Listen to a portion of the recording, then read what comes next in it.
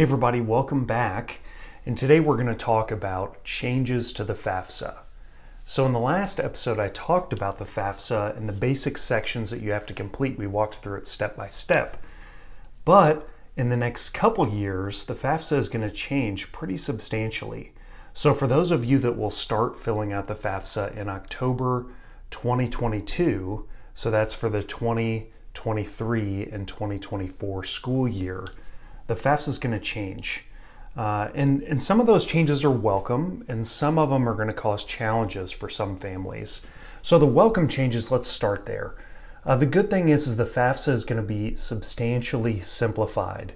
And really over the years, the FAFSA has got easier to fill out. We talked about the IRS data retrieval tool, for instance.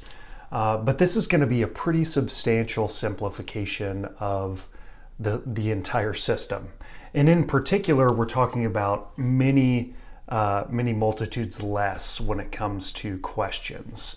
And so that's a good thing. Many families want to fill it out, they want to be done with it, and they want it to be a simple form. The user interface is going to change a little bit too. One of the things that may not be a welcome change for many families is if you have multiple children in school, you get a discount for that in terms of how financial aid is calculated for you. That'll no longer be the case.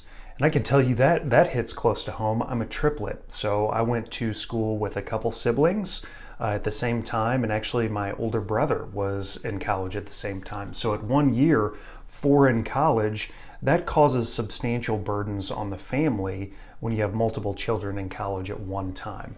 Well, that's no longer going to be considered in terms of financial aid when it comes to the FAFSA.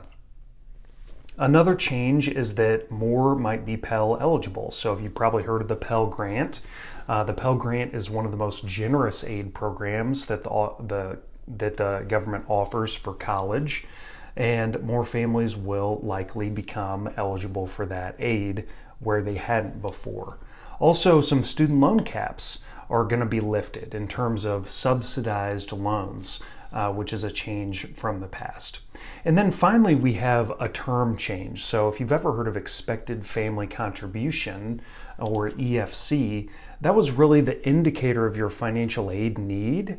And that was used to essentially give you a financial aid package, both from the government and then also from the schools, because the schools would use the information provided to the FAFSA to give you a financial aid package.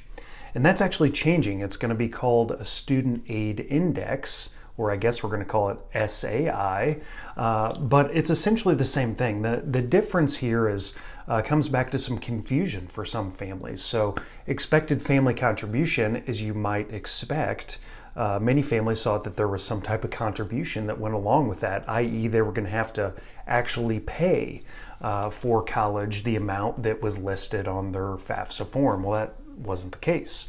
And so now this new terminology of a student aid index it's more aligned to what the result of the FAFSA actually is, and that's a barometer of your financial need for college. So hopefully that clears a few things up. If you've heard of the upcoming FAFSA changes, those are some of the main things that you need to look for. If you have any questions about things like what we just covered today or other college planning or student loan topics, please email me at jason@gradmetrics.com. We'll make sure to get those covered. Thanks, and we'll see you on the next episode.